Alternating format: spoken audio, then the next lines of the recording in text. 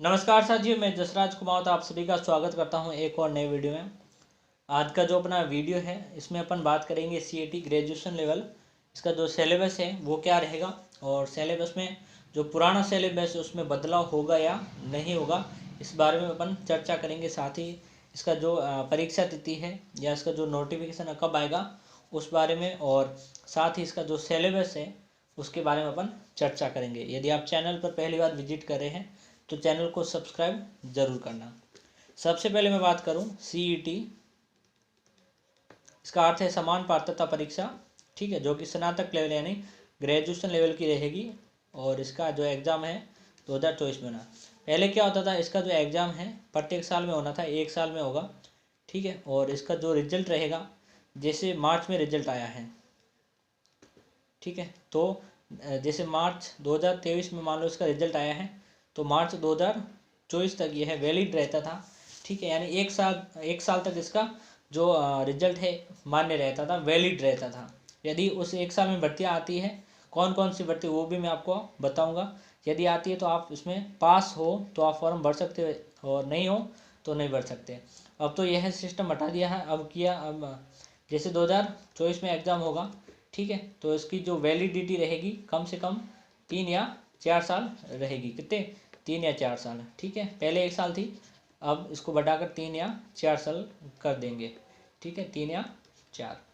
अब इसमें कौन कौन सी भर्ती है, एक तो आपके 17 अधीक्षक है, कमांडर जो सॉरी प्लाटून कमांडर है, पटवारी है, जलीदार है, कनिष्क लेखाकार है, ठीक है। ये सभी भर्तियाँ इसमें शामिल है। इसमें क्या होता है कि आपको जैसे मान लो 17 अधीक्षक की भर्ती आ गई, 17 अधीक्षक की, ठीक है, और मान लो इसमें 5000 पोस्ट है, यानी वैकेंसी पद है कितनी? 5000। तो जो भी सीईटी में ज़्यादा हाईएस्ट स्कोर के रहेंगे, इस 5000 के 15 गुना अभ्यर्थी को इसमें लिया जाएगा, ठीक है। अभी जो है एलडीसी का जो फॉर्म है उसमें भी 5 जून को पता चल जाएगा, यानी 15 गुना जो मेरिट है वो निकाली जाएगी 5 जून को, जो कि 12 लेवल का रहेगा, ठीक है। तब देखने को मिलेगा कि कितने नंबर वालों को उसमें फॉर्म अप्लाई करने दिया जाएगा और कितनों को नहीं। अभी अपन बात करते हैं इसका जो परीक्षा पैटर्न रहेगा उसके बारे में, ठीक है। इसमें कितने क्वेश्चन पूछे जाएंगे? 150 क्वेश्चन पूछे जाएगा और एक क्वेश्चन होगा 2 नंबर का, ठीक है, एक क्वेश्चन होगा 2 नंबर का। तो टोटल अंक हो गए 300 और आपको इसमें टाइम दिया जाएगा 3 घंटे। फिर इसमें और लिखा हुआ कि बहुविकल्पी होंगे, यानी ऑब्जेक्टिव होंगे। ए बी सी डी आपको 4 ऑप्शन दिया जाएगा और विशेष इसमें नेगेटिव मार्किंग नहीं है, ठीक है। तो आप पूरे क्वेश्चन है कर सकते हो, तुक्के भी लगा सकते हो।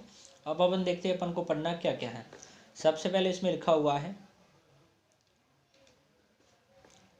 भारतीय राष्ट्रीय आंदोलन, ठीक है, भारतीय राष्ट्रीय आंदोलन पर विशेष बल के साथ राजस्थान और भारत का इतिहास आपको उसमें देखना है, जिसमें लिखा हुआ है भारतीय इतिहास की महत्वपूर्ण घटनाएं 19वीं और 20वीं शताब्दी में सामाजिक व धार्मिक सुधार आंदोलन, भारतीय स्वतंत्रता आंदोलन, विभिन्न अवस्थाएं, इनमें देश के विभिन्न क्षेत्रों के योगदानकर्ता, उनका योगदान, 1857 की क्रांति में राजस्थान का क्या योगदान रहा वो, राजस्थान में जनजाति व किसान आंदोलन, राजनीतिक जनजागरण एवं प्रजामंडल आंदोलन, ठीक है।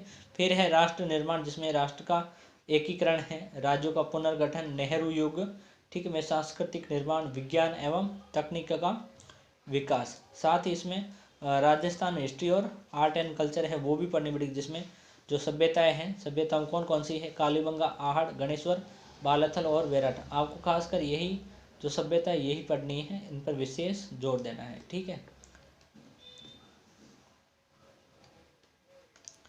फिर है राजस्थान की इतिहास की महत्वपूर्ण ऐतिहासिक घटनाएं, प्रमुख राजवंश आपको पूरा पढ़ने पड़ेगा, जैसे मेवाड़, मारवाड़, जो भी है आमिर, सभी आपको पढ़ना पड़ेगा। फिर उनकी प्रशासनिक राजस्व व्यवस्था, ठीक है, स्थापत्य कला में है, किले हैं, स्मारक हैं, कलाएं हैं, चित्रकला है और हस्तशिल्प है।